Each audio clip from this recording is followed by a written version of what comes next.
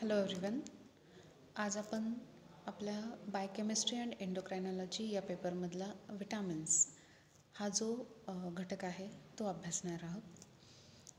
So vitamins are nothing but these are the organic compounds which are required for the normal growth and regulation of all the metabolic activities which are taking place inside the body of any animal including human being.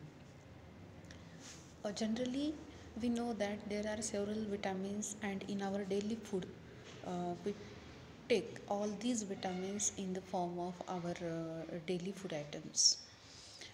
And requirement of these vitamins is comparatively very less as compared to their benefits.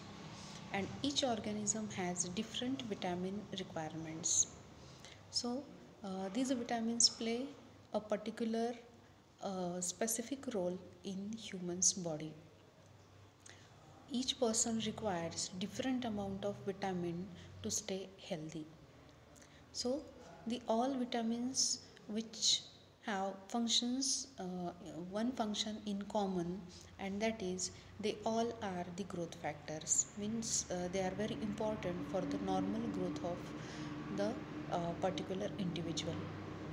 Now we will see the basic classification of these vitamins. This classification is based on the solubility. The vitamins which are soluble in fat and the vitamins which are soluble in water. So the classification is like this: fat soluble vitamins and water soluble vitamins. So fat soluble vitamins include vitamin A, vitamin D, vitamin E and vitamin K, while the remaining two vitamins are included in the water soluble vitamins, that is the vitamin B and vitamin C. Now one by one we will see what is the difference between these two types. So first, the fat soluble vitamins. We know that these vitamins are stored in fatty tissues and liver. Liver is the organ which functions to store all these vitamins, and reserves of these vitamins can stay in the body for a longer period, for days and sometimes for months, several months also. As per their requirement, these vitamins are again reused by the body.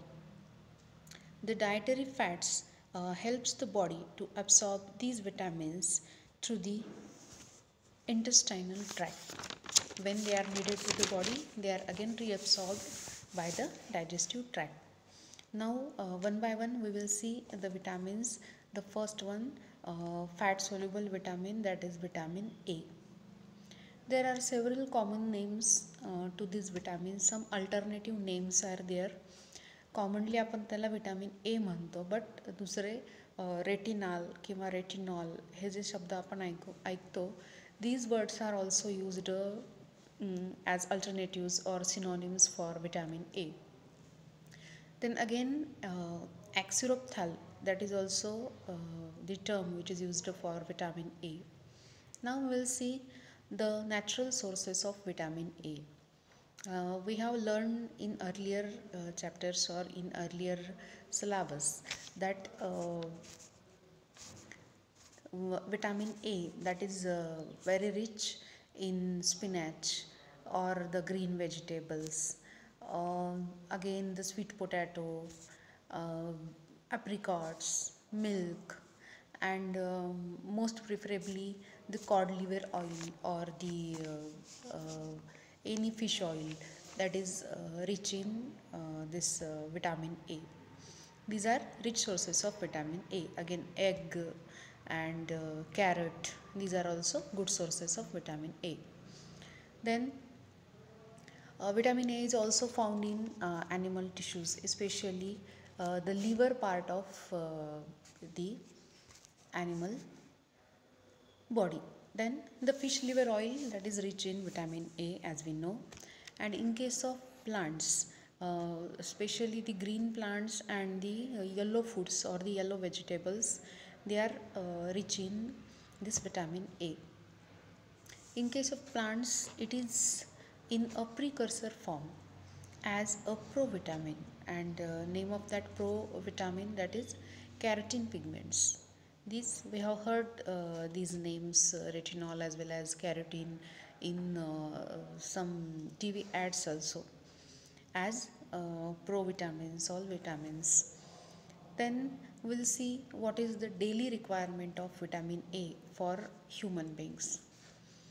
So, for adult man or adult woman, the quantity of vitamin A should be in the range 1 to 2 milligrams, or 5000 international units, and the quantity of carotenes, that should be 3.5 milligrams.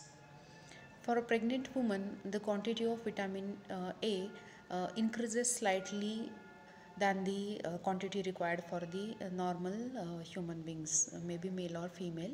The quantity of vitamin A is somewhat more in case of the pregnant women, that is 6000 to 8000 international units, and for infant it is 1500 international units. All these vitamin A quantities are required in per day proportion. Per day we required at least 1 to 2 milligram of vitamin A, or 5000 international units of vitamin A. Now we'll see the physiological functions of vitamin A. We know that vitamin A is very essential for vision, for sight, or for eye. Then it is very good for skin. It is very good for skeletal development, bone development, and it is very important in hair growth also. So one by one we'll see the physiological function of vitamin A. As we know, the vitamin A is absorbed by the intestines and it is stored in the liver. For emergency purpose, it is again used. And it also occurs in the retina of eye. As we know, it plays a vital role in the vision. So, it is stored in the retina of eye and remain associated with the protein to form visual function. Means if there is deficiency of vitamin A, there will be some defect in the normal vision. In the rod and cones of retina, it is stored within the epithelial cells. Where is the, what is the location of this vitamin A storage? It is stored in the eye, in the rod and cones of retina within the epithelial cells. When the light falls on the retina, it is bleached. The process is called bleaching, and which enables us to see the picture. It is only because of the presence of the vitamin A. So this is the physiological function of vitamin A. Now we'll see what are the abnormalities which are caused due to the deficiency of vitamin A.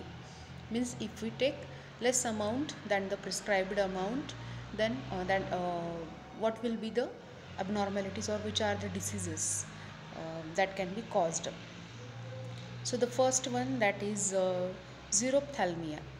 The first abnormality which is caused by the deficiency of vitamin A, that is xerophthalmia. Xerophthalmia, it is nothing but in this case the lacrimal glands. We know that in our eye region there are certain glands which function to secrete the tears, which function to secrete the watery substance, we call it as tears, and it function to clean the eye, or to remove the dirt particles or other waste particles from the eye.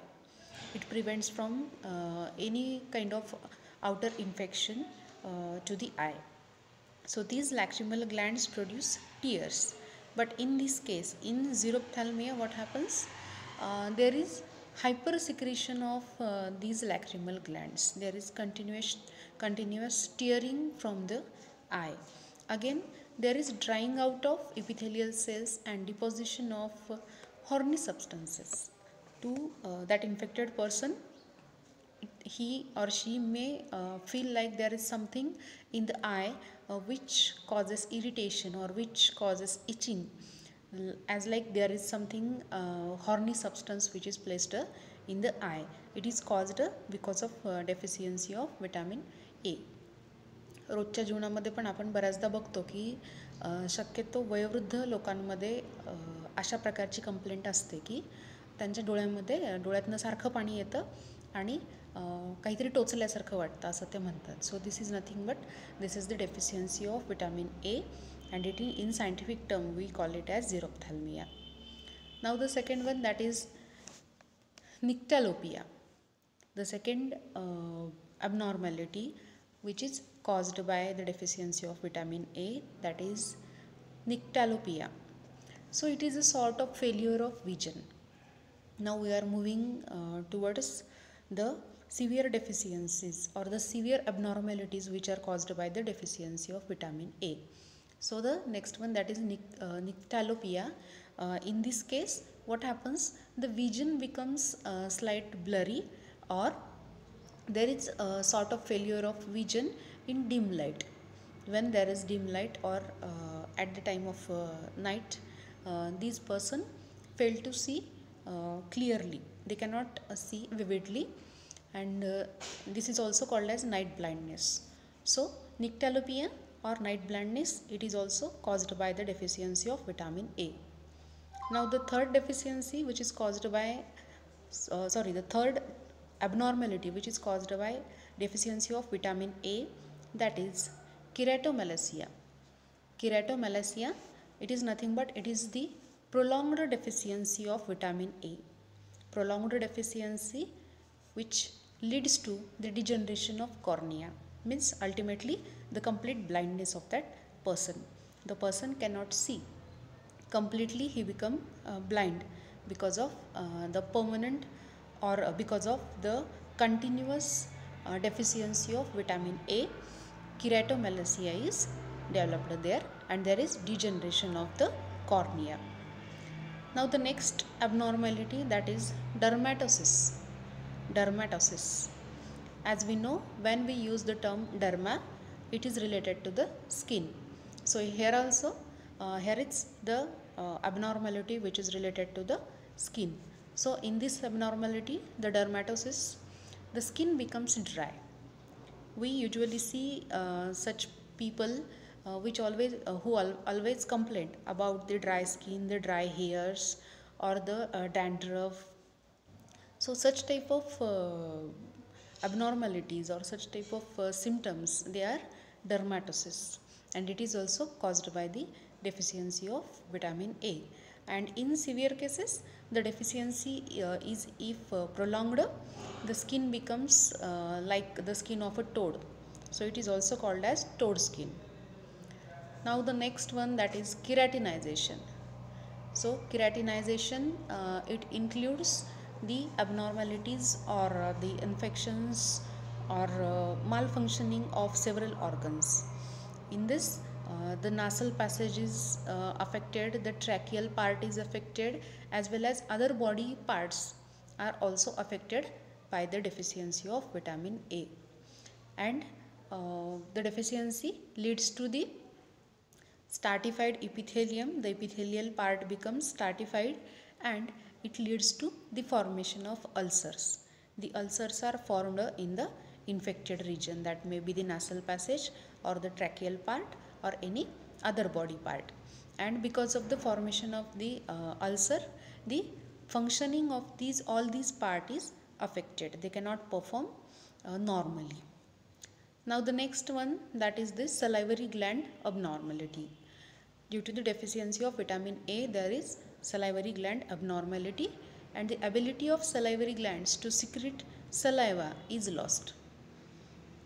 Means there is dryness in mouth. We see such people also who always complain about the dry mouth, the dry throat. So it may be a cause of deficiency of vitamin A.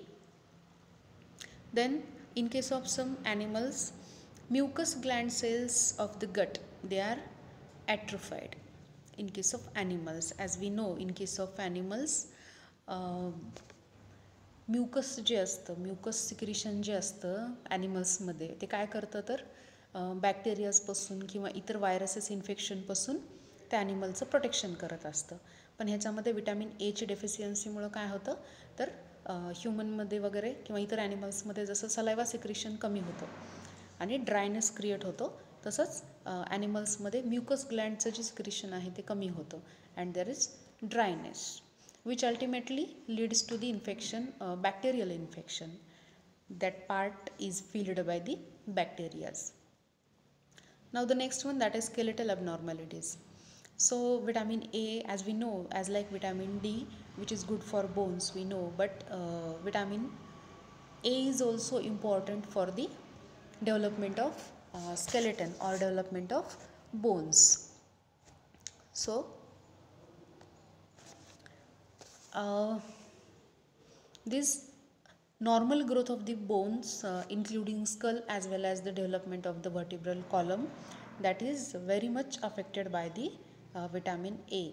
And if there is deficiency in this vitamin, then there is incomplete or poor development of all these skeletal parts, including the main parts like the skull or the vertebral column. And the last but not the least, that is the resistive nature. Vitamin A plays a very important role in making the body resistance, or we call it as immunity, body immunity. So in case of any diseases or any infection, the resistance power or the immunity power is very important. But due to the deficiency of these vitamins, especially this vitamin A, there is somewhat defect in the resistance power, or that resistance power is a little bit decreased, or there is malfunctioning in the immunity system. So its deficiency reduces the ability of a body to resist to the infection. So this is about the vitamin A. You have to keep in mind the common names of the vitamin, then the natural sources of the vitamin, again what is the daily requirement of vitamin A, what is the physiological function of vitamin A, and the deficiencies which are caused by the vitamin A. In case of each vitamin, we have to study all these aspects. So this is about today's lecture. Now in next lecture we'll see the next vitamin, that is vitamin D.